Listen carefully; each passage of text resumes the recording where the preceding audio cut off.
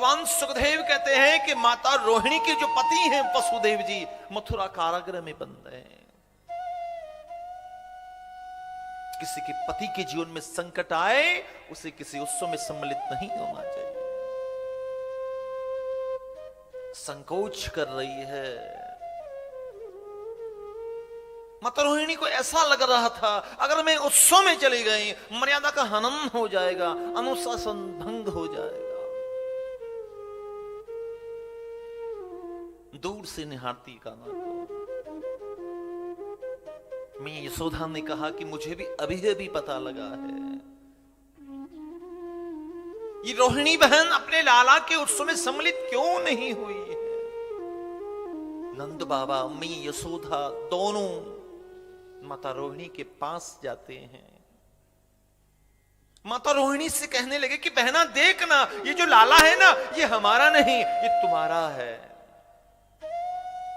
और आज तो पूरा का पूरा ब्रजमंडल आया है, बड़े बूढ़े सब आए हैं, तुम भी चलो ना।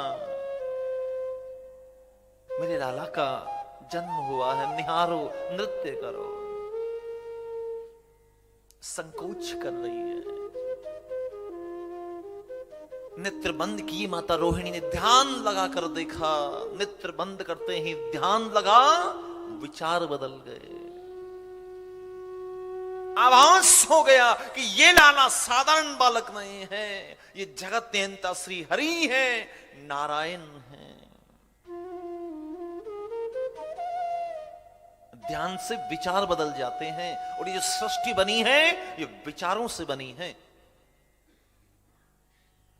पहले नारायण के मन में विचार आया कि मैं एक हूं और एक से अनेक हो जाऊं।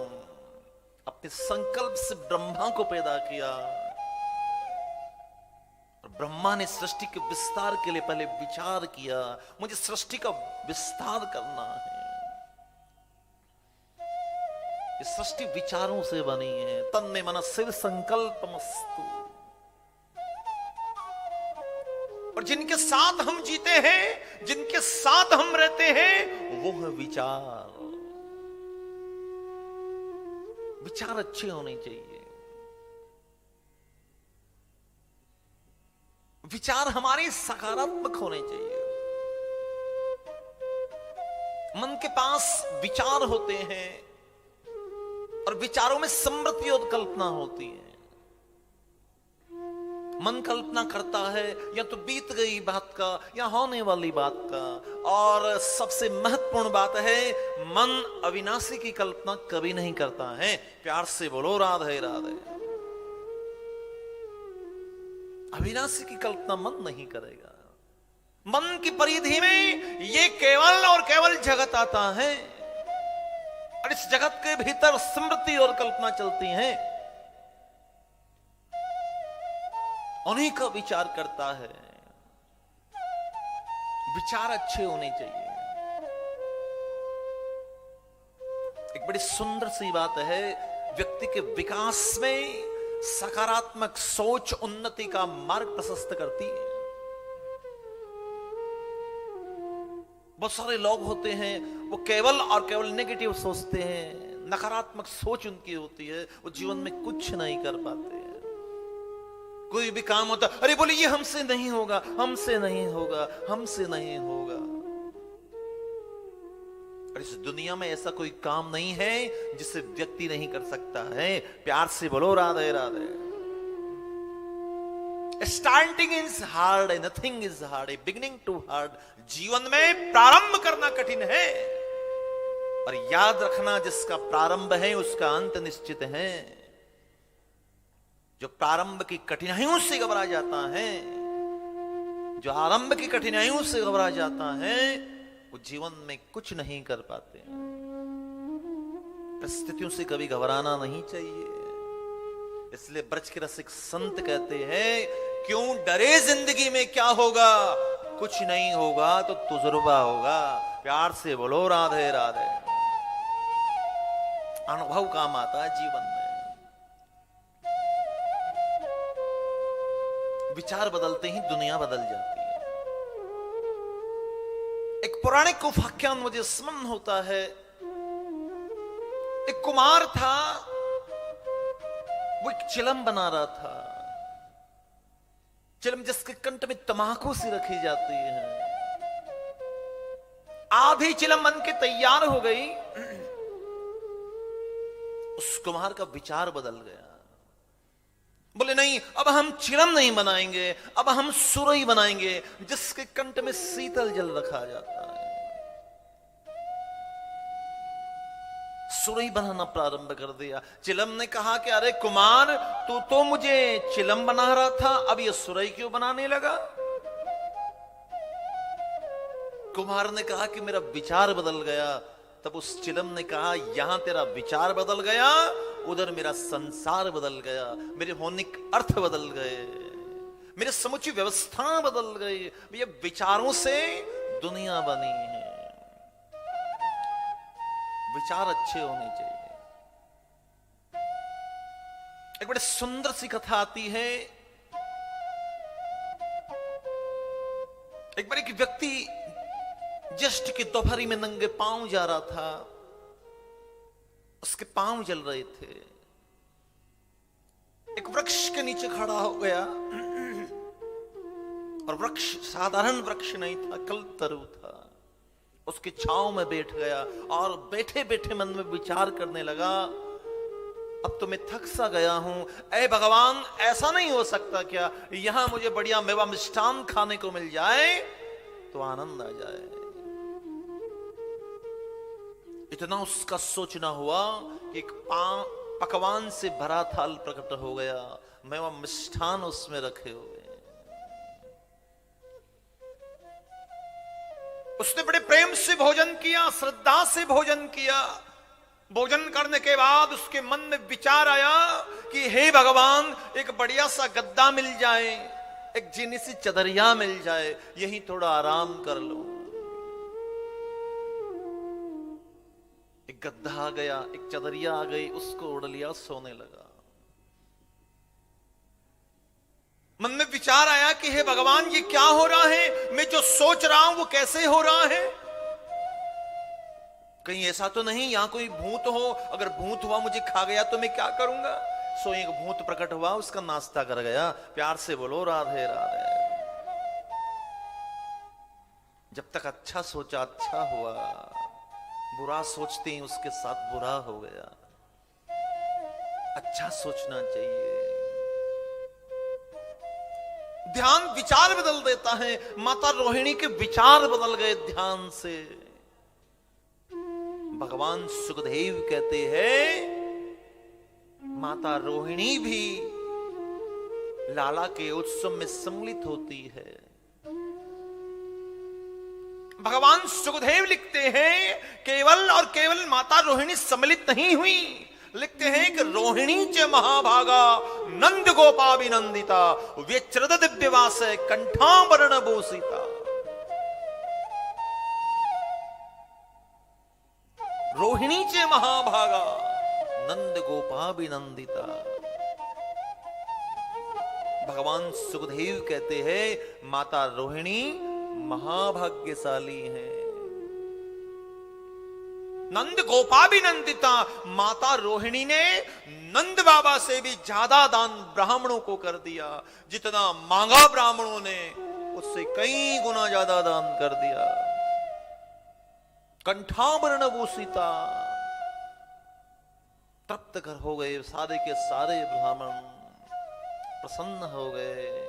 कथा आती है, नंद बाबा यमुना स्नान करके एक बार लौट रहे थे, मार्ग में कुछ ब्राह्मणों की टोली मिल गई नंद बाबा को। और नंद बाबा की आदत थी, कोई भी ब्राह्मण दिखते उन्हें प्रणाम करते, उनका आशीर्वाद लेते।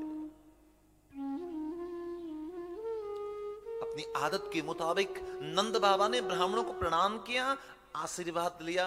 ब्राह्मणों ने कहा कि पुत्रवान भव, आपको पुत्र की प्राप्ति होगी। नंद बाबा हंसने लगे कि अरे महाराज, अब तो बूढ़ा हो गया हूं, अब कैसे मुझे संतान हो सकती है? ब्राह्मण कहने लगे, नहीं, हमारा आशीर्वाद है, वो खाली नहीं जा सकता। उसी दिन से सारे ब्राह्मणों ने नंद बाबा के लिए एकादशी का व्रत करना प्रारंभ कर दिया तो 90 मास में ही ठाकुर जी आ गए नंद बाबा के यहां। प्यार से बोलो राधे राधे।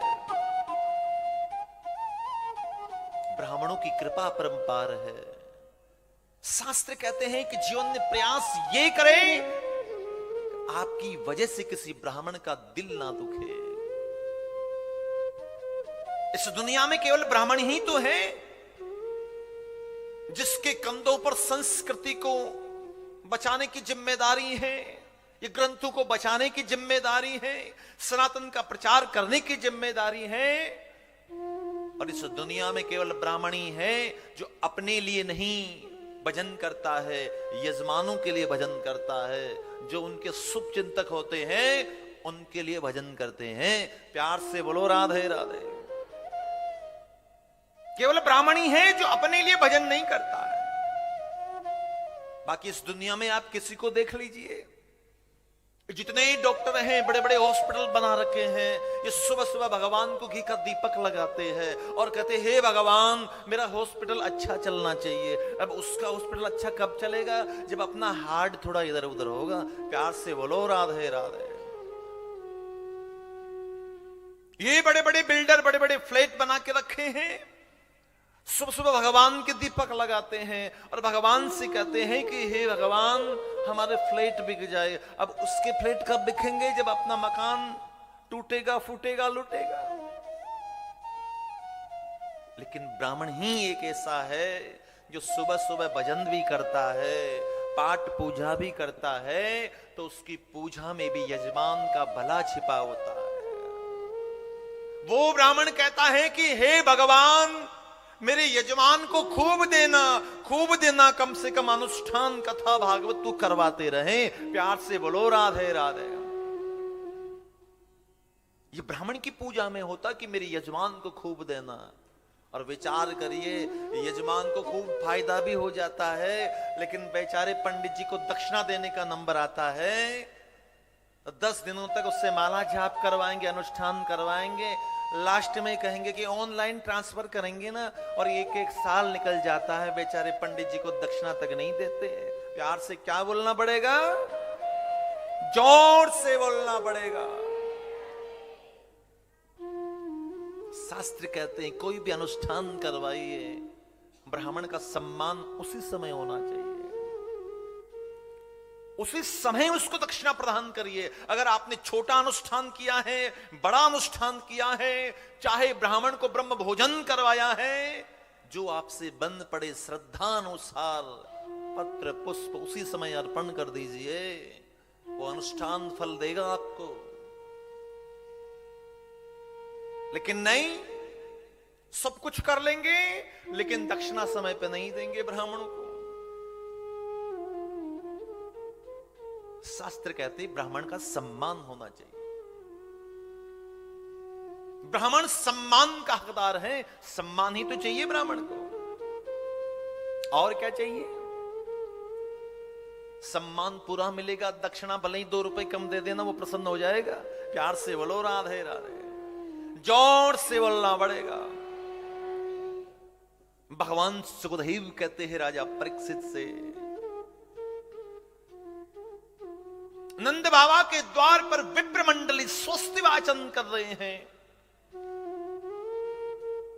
विप्र मंडली ने कहा कि महाभाग आपको पुत्र रत्न की प्राप्ति हुई है, 56 भोग कहां है? नंद बाबा दौड़े दौड़े आए। नंद बाबा कहने लगे कि जो कुछ भी मिला है सब आपके आशीर्वाद से मिला है। मैं वह मिष्ठान प्रदान करवाए, दक्षिणा प्रदान की। ब्राह्मण प्रसन्न हो गए, वहां से चले गए। 7 दिन हो गए कान्हा को आए हुए। इधर कंस के मन में बड़ी बेचैनी है, बड़े उदास है। आपातकालीन सभा जोड़ रहे हैं।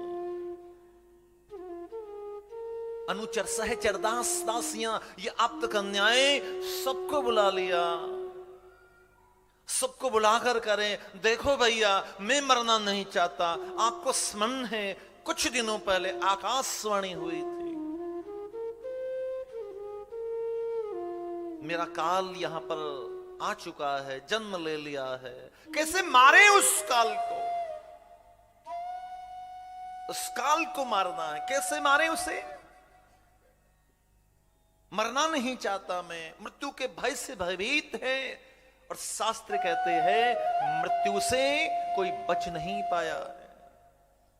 हम कितना ही जतन कर ले, लेकिन वो तो एक दिन आती है, अवश्य आती है। एक पौराणिक उपाख्यान आता है,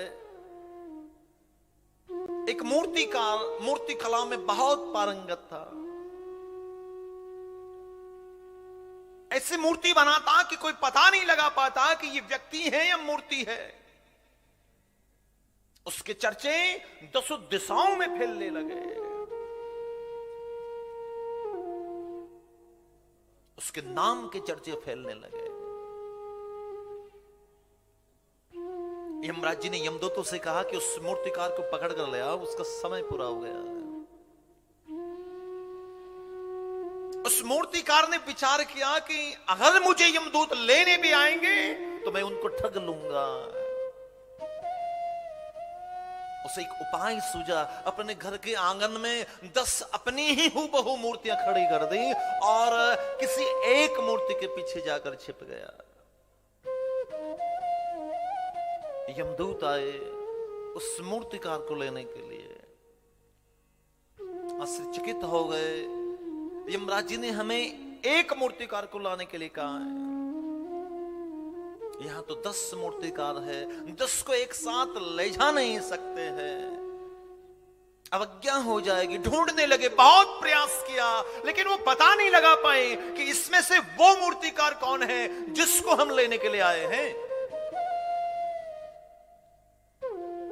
तरबतर हो गए पसीने से, खाली हाथ लौट कर गए यमराज जी के पास। यमराज जी ने पूछा कि कहां है वो मूर्तिकार? अरे बोले महाराज वहां तो 10 मूर्तिकार खड़े थे, हम समझ नहीं पाए कि किसे लाना है किसे नहीं लाना है।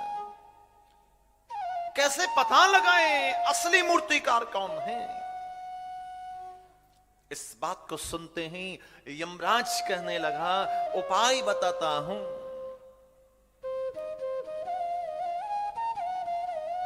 सुंदर सा उपाय बता रहा हूं। वो 10 मूर्तियां हैं, उसमें से किसी एक मूर्ति के पीछे जाकर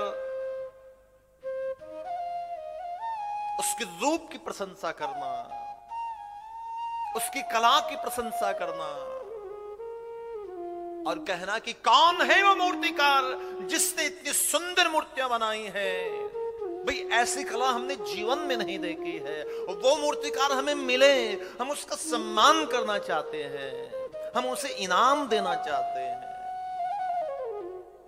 यमदूत बखान करने लगे और जैसे ही बखान करना प्रारंभ किया, एक मूर्ति के पीछे से वो मूर्तिकार बाहर आ गया और कहने लगे, जी ये मैंने बनाई है, आप मेरा सम्मान करिए, मुझे इनाम दीजिए।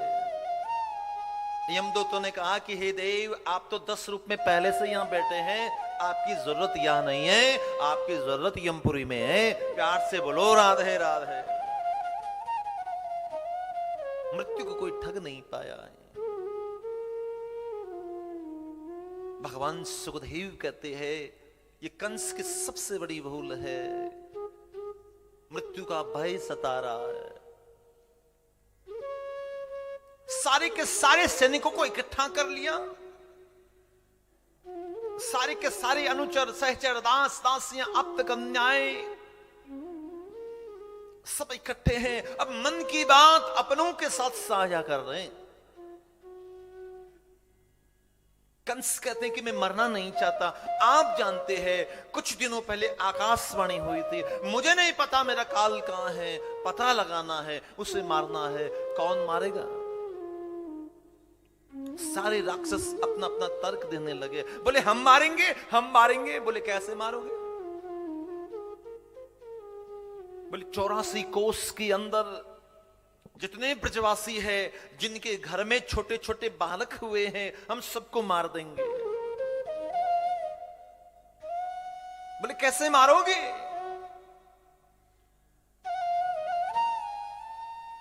भगवान सुखदेव कहते हैं राजा परीक्षित से,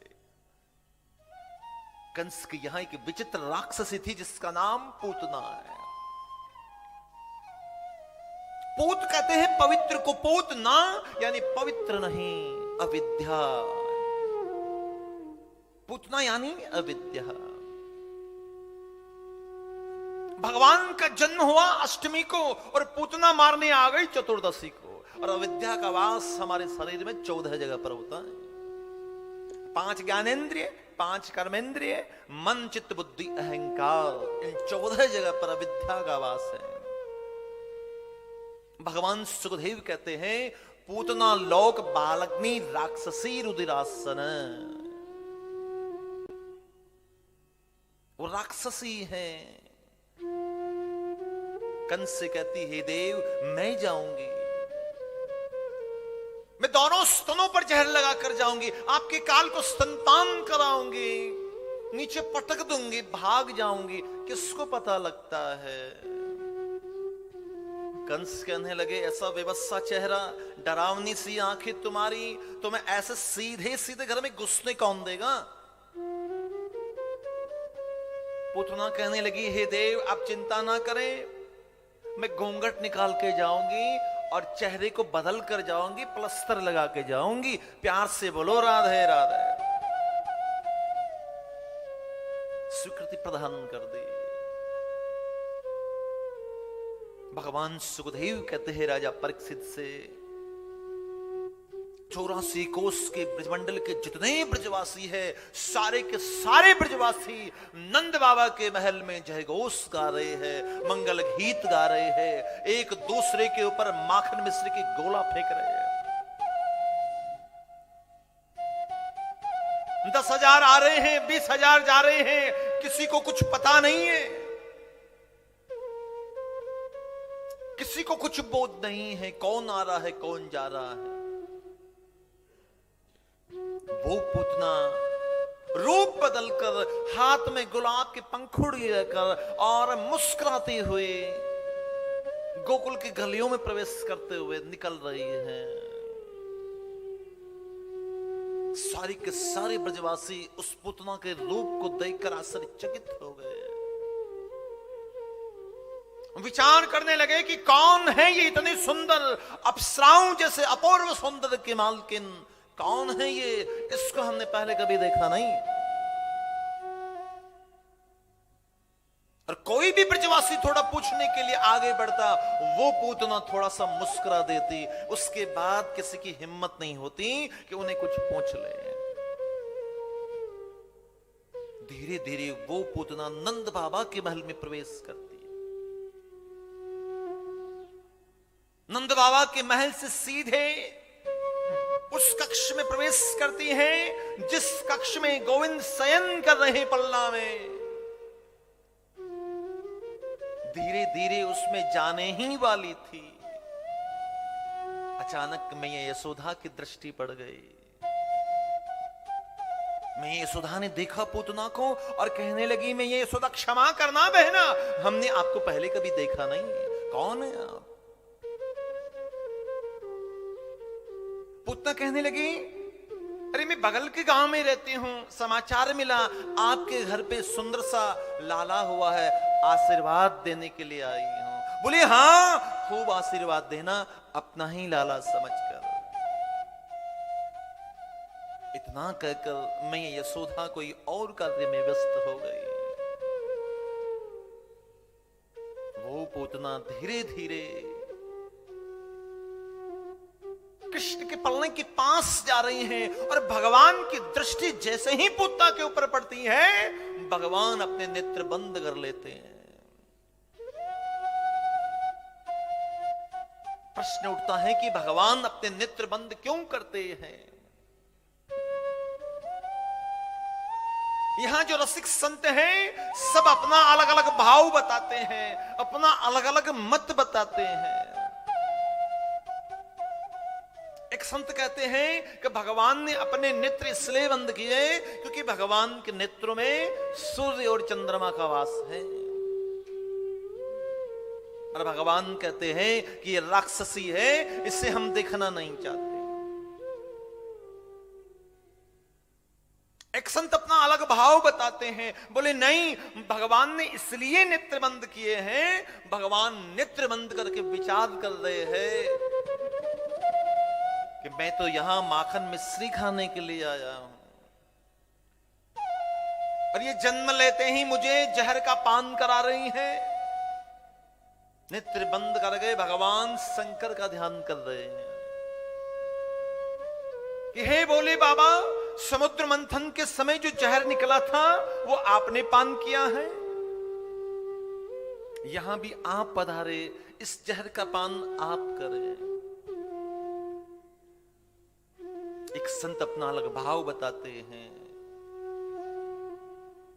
एक संत कहते हैं कि भगवान ने इसलिए नेत्र बंद किए हैं, भगवान नेत्र बंद करके ये विचार कर रहे हैं कि मुझसे पहले इसने कितने ही अबोध बालकों को मार दिया है।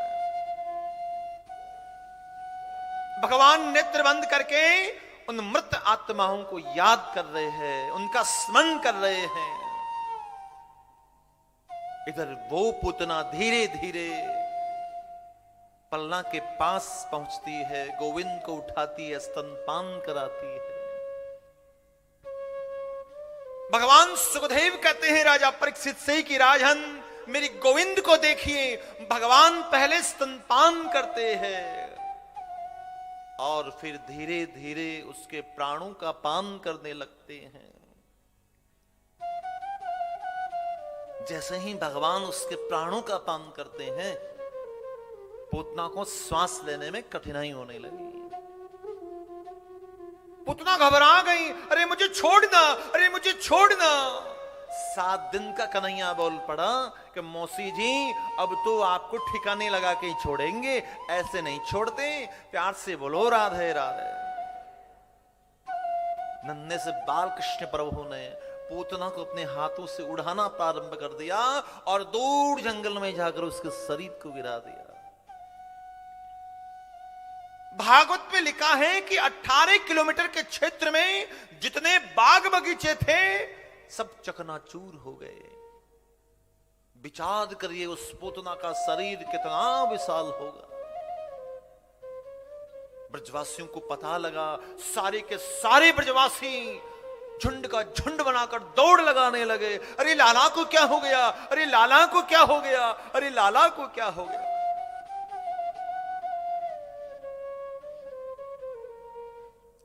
दौड़ कर आए सारे के सारे ब्रजवासी, दृश्य को देखा, आश्चर्यचकित हो गए। पूतना मरी पड़ी है और उसके शरीर के ऊपर भगवान बैठे हैं, स्मित हास्य कर रहे हैं। मैया यशोदा दौड़ कर गई और झट से उसको उठा लिया, अपने कलेजे से लगाया मैया यशोदा ने।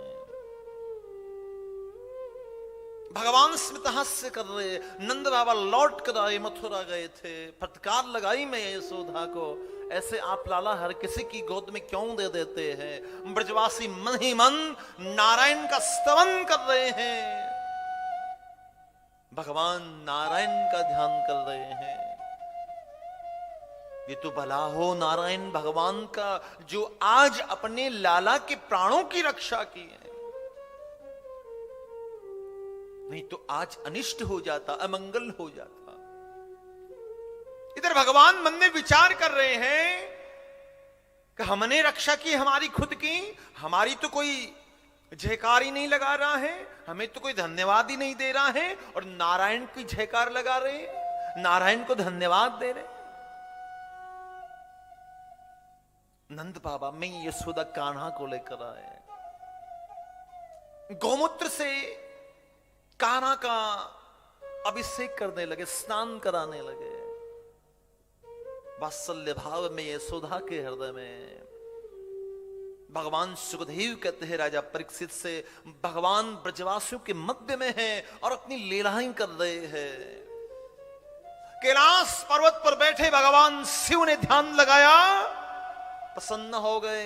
आज तो मेरे प्रभु गोकुल के अंदर बाल रूप के अंदर दर्शन दे रहे हैं, देखो तो सही आज मेरे प्रभु कैसे लग रहे हैं। रूप बदलते हैं, भगवान शिव, लेकिन कितना ही रूप बदले, सांप तो उनके गले में रहता ही रहता है।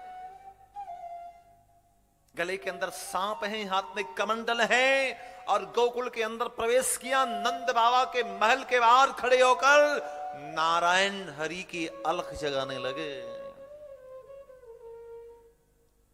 नारायण हरि की दिव्य स्वर लहरी का गान करने लगे। भगवान सुखदेव कहते हैं कि राजन, एक बार नेत्र बंद करके इस झांकी के दर्शन करिए।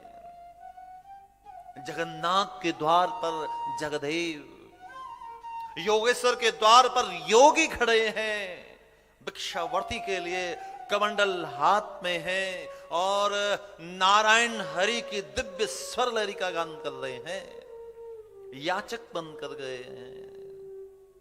और पद्म पुराण में लिखा हुआ है, यदि आप घर के भीतर बैठे हैं और आपके घर के द्वार पर कोई याचक आ जाए और नारायण हरि की दिव्य स्वर लहरी का गान करते हैं, और आप घर के भीतर बैठे बैठे इन शब्दों को श्रवण करते हैं, तो पद्म पुराण में लिखा है कि आपके पितृ उसी समय प्रसन्न हो जाते हैं। और कहीं कदाचित आपने उस याचक को श्रद्धा पूर्वक भोजन करा दिया, दक्षिणा प्रदान कर दी, तो आपके पितृ उसी समय प्रसन्न होकर स्वर्ग में पलायन कर जाते हैं। एक बार के भोजन का फल है।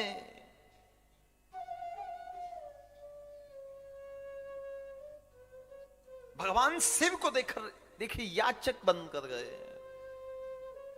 महल के भीतर बैठी मैया यशोदा इस दिव्य स्वर लहरी को श्रवण करती है।